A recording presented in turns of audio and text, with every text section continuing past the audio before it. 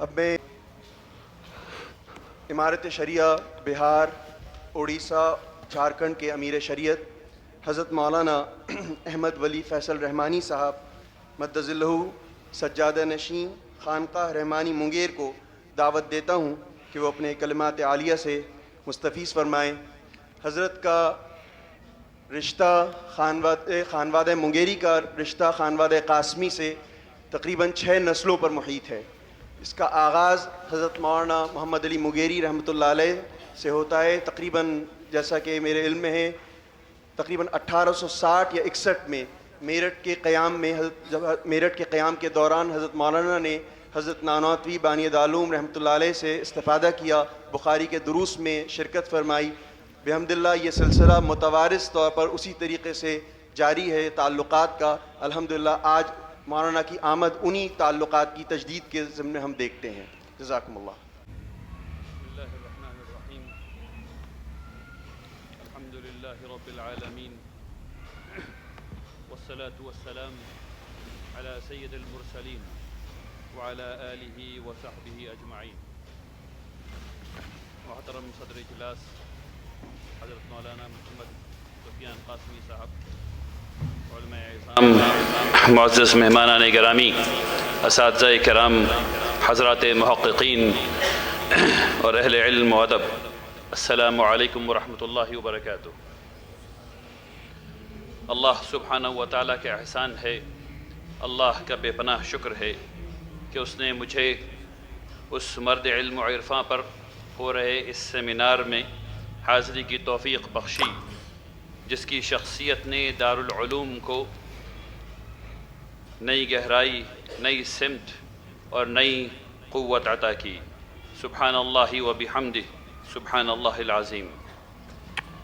چند منٹ کی اس مختصر مدت میں آپ کے سامنے حضرت علامہ کاشمیری انور شاہ کاشمیری رحمۃ اللہ علیہ کی شخصیت کے چند گوشوں پر گفتگو کرنا چاہتا ہوں، جن میں ان کا منہج شامل ہے، ان کی علمی اور فقہی بصیرت شامل ہے، ان کے عربی ادب اور عربی اشعار کی مہارت شامل ہے، خانقاہ رحمانی میں ان کی تشریف آوری اور حضرت مولانا ابو المحاسن سجاد صاحب رحمۃ اللہ علیہ پر ان کی فکر بھی شامل ہے۔ محترم حضرات، علامہ انور شاہ کاشمیری رحمۃ اللہ علیہ کے زمانے میں ذخیرہ حدیث موجود تھے، وہ جمع کیے جا چکے تھے، اس لیے ان کا یہ کمال نہیں ہے کہ انہوں نے کسی نئے مجموعے کو مرتب کیا ہو، بلکہ ان کا یہ کمال ہے کہ انہوں نے ایک نئے منہج سے ذخیرہ حدیث کو سمجھایا، پڑھایا اور ایک نیا علمی ذوق پیدا کیا۔ ان کے درس میں متن حدیث، مختلف طرق، فقہی استنباط، ائمہ اربعہ کے دلائل، رجال و علل اور حالت حاضرہ کے اشکالات ایک ہی سلسلے میں سامنے آتے تھے۔ فن کے تجزیے کا یہ انداز بہترین تدریس کا طریقہ تھا، یہ ترتیب فکر تھی، یہ منہج سازی تھی۔ اسی وجہ سے فیض الباری میں اور ان کے مختلف کلام کو جو کتابوں کی شکل میں موجود ہے اور شائع کیا گیا ہے، وہ در حقیقت ان کی زندہ درسگاہ کی علمی ریکارڈ ہیں۔ حضرت رحمۃ اللہ علیہ کے ہاں علوم کے درمیان کوئی دیوار نہ تھی، حدیث پڑھاتے تو قرآن کے سیاق میں جاتے، آثار صحابہ کو لاتے، ائمہ مجتہدین کے اقوال کو لاتے اور پھر نقد حدیث۔ یوں ایک روایت نہیں بلکہ پورا تاریخ علمی سرمایہ سامنے کھلتا جاتا تھا۔ یہی علمی وحدت ان کی شخصیت کی پہچان ہے۔ علم کے دریا ایک دھارے میں بہتے ہیں، ایک دوسرے کے مقابل نہیں۔ یہ منہج آج بھی درس حدیث کی بنیاد ہے۔ ہمارے خطے میں عرصہ دراز تک ایک طرف اہل حدیث موجود رہے اور دوسری طرف اہل فقہ یعنی احناف۔ حضرت رحمۃ اللہ علیہ نے اس مصنوعی تقسیم کو اپنی علمی زندگی سے مٹا دیا۔ وہ عظیم محدث بھی تھے اور کامل حنفی فقیہ بھی۔ انہوں نے واضح کیا کہ فقہ حنفی آثار صحابہ، اصول، مجموعی نصوص کی روشنی میں اور حدیث کی روشنی میں بنتی اور پروان چڑھتی ہے۔ یہ علمی توازن ان کی پوری زندگی کا مرکزی ستون رہا۔ اس کے نتیجے میں دارالعلوم دیوبند اور اس کے حلقہ اثر میں ایک نئی علمی فضا پیدا ہوئی۔ حدیث نبوی سے براہ راست ربط پیدا ہوا، فقہی نصوص کو حدیث کے آئینے میں دوبارہ پڑھنے کا مزاج بنا، اور فقہی ترجیحات کو مجموعی نصوص کی بنیاد پر استوار کیا جانے لگا۔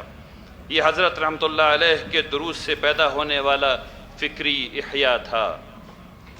محترم حضرات، حضرت رحمۃ اللہ علیہ، ابن حجر رحمۃ اللہ علیہ جیسے ائمہ کی بے پناہ قدر اور تعظیم کیا کرتے تھے، لیکن جہاں ضرورت محسوس ہوتی وہاں تعلیق بھی کرتے، ادب کے ساتھ، اور تعقب بھی فرماتے۔ انہوں نے اپنے طلبہ کو طریقۂ تحقیق کا سلیقہ سکھایا۔ اکابر کی تعظیم ہو مگر علمی مکالمہ بھی ہو، روایت کا احترام ہو مگر تنقیدی بصیرت بھی پروان چڑھے۔ یہی سنت علمی آج کی جامعات کو بھی مطلوب ہیں۔ علامہ رحمۃ اللہ علیہ کم لکھنے والے اور زیادہ پڑھنے والی شخص تھے، لیکن اللہ نے ان کے شاگردوں کے ذریعے ان کے درسی افادات کو کتابی شکل عطا کی۔ ان کی تدریس نے دارالعلوم کو صرف ایک مدرسہ نہیں، ایک زندہ علمی روایت بنایا، جہاں نص بھی ہے اور شعور بھی، جہاں متن بھی ہے اور تجزیہ بھی، جہاں روایت بھی ہے اور تحقیق بھی۔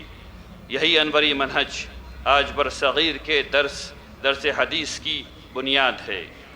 محترم حضرات، برصغیر کی علمی تاریخ میں قادیانیت کے خلاف جو تحریک اٹھی وہ محض ایک رد عمل نہیں تھا، بلکہ ناموس رسالت کی حفاظت کا عظیم فریضہ تھا۔ 1906 میں خانقاہ منگیر میں قادیانیوں کے ساتھ علمی مناظرہ طے پایا تو حضرت منگیری رحمۃ اللہ علیہ کی دعوت پر پورے ملک سے تقریباً 40 ممتاز علماء فن خانقاہ رحمانی منگیر تشریف لائے۔ بہار کے مختلف اضلاع سے ہزاروں لوگ مشاہدین کی حیثیت سے موجود تھے۔ یہ اجتماع اپنی نوعیت کا بے مثال علمی اجتماع تھا۔ روایت میں ملتا ہے کہ قادیانی نمائندے نے بحث کے لیے شرط رکھی، اور وہ شرط یہ تھی کہ بحث عربی میں ہوگی۔ علامہ انور شاہ کاشمیری رحمۃ اللہ علیہ نے فوراً جواب دیا، یہ روایت ہے کہ فوراً جواب دیا کہ نہیں، بحث صرف عربی میں نہیں ہوگی بلکہ نظم کی صورت میں ہوگی۔ ان کا یہ جواب یہ بتاتا ہے کہ ان کو اپنے علم پر کس قدر اعتماد تھا اور ان کی عربی کیسی تھی۔ فتنہ قادیان کے خلاف ان کی علمی تحریر اکفار الملحدین فی ضروریات الدین آج بھی دلیل و استدلال کا نمونہ سمجھی جاتی ہے۔ جب 1920 میں حضرت شیخ الہند رحمۃ اللہ علیہ نے ترک موالات کا تاریخی فتویٰ دیا تو اسے مرتب کر کے 484 ممتاز شخصیات کے دستخطوں کے ساتھ قوم کے ساتھ پیش کرنے کا عظیم کام مولانا ابو المحاسن سجاد صاحب رحمۃ اللہ علیہ نے کیا۔ وہ محض ایک دستاویز نہیں تھا، وہ غلامی کے اندھیروں میں علماء حق کی اجتماعی آواز تھی، اور اس آواز کو ترتیب دینے والے مولانا ابو المحاسن سجاد صاحب رحمۃ اللہ علیہ تھے۔ مولانا نے اکابر علماء کی تائید اور حمایت سے ایک انقلابی تصور پیش کیا، امارت شرعیہ۔ انہی کے کوششوں کے نتیجوں میں انجمن علماء بہار، پھر جمعیت علماء ہند، اور آخرکار 26 جون 1921 کو متحدہ بہار کی سطح پر امارت شرعیہ کی بنیاد رکھی گئی۔ مولانا سجاد رحمۃ اللہ علیہ کی یہی فقہی بصیرت، شرعی مہارت اور امت کے لیے عملی نظام تشکیل دینے کی حکمت اور وہ خداداد صلاحیت تھی جس پر علامہ انور شاہ کاشمیری رحمۃ اللہ علیہ نے انہیں عظیم لقب سے نوازا، فقیہ النفس۔ یہ وہ خطاب ہے جو ہمارے اکابر میں حضرت مولانا رشید احمد گنگوہی رحمۃ اللہ علیہ جیسے ائمہ کے لیے معروف تھا۔ علامہ کاشمیری رحمۃ اللہ علیہ کا یہ خراج تحسین ان کی جوہر شناسی، مولانا سجاد رحمۃ اللہ علیہ کی قدردانی اور دونوں بزرگوں کے درمیان گہرے علم کی ہم آہنگی باہمی اعتماد کی واضح علامت ہے۔ محترم حضرات، علامہ انور شاہ کاشمیری رحمۃ اللہ علیہ کی عربی شاعری محض ذوق سخن کا اظہار نہیں، یہ ان کی فقہی، حدیثی، قرآنی بصیرت کا شاعری پھیلاؤ ہے۔ مختلف تذکروں میں مدح نبوی، حدیثی اسانید، معراج کی منظر کشی اور علمی مباحث پر ان کے بدیہی اشعار کا ذکر ملتا ہے۔ یہ اشارے اس بات کی گواہی دیتے ہیں کہ ان کی عربی شاعری علمی اور روحانی دونوں جہت رکھتی تھی۔ ان کی شاعری کی اصل قدر اس کی تدوین میں ہے۔ منقول ہے کہ شیخ عبد الفتاح ابو غدہ رحمۃ اللہ علیہ نے بھی اس طرف توجہ دلائی تھی کہ اگر علامہ کے عربی کلام کو دیوان کی شکل میں جمع کیا جائے تو یہ عربی ادب کے لیے ایک عظیم خدمت ہوگی۔ یہ ایک مستند مجموعہ دارالعلوم کے طلبہ کے لیے عربی کا نیا ذوق پیدا کرے گا، برصغیر کی عربی علمی روایت میں دیوبند کو نمایاں کرے گا اور علمی سطح پر اس ادارے کی ہمہ جہت علمی شناخت کو مضبوط بنائے گا۔ اللہ ہم سب کو اس عظیم علمی خدمت میں شرکت کا موقع عطا فرمائے۔ قرآن کہتا ہے کونوا ربانیین۔ حضرت انور شاہ رحمۃ اللہ علیہ اس ربانی علمیت کا نمونہ تھے۔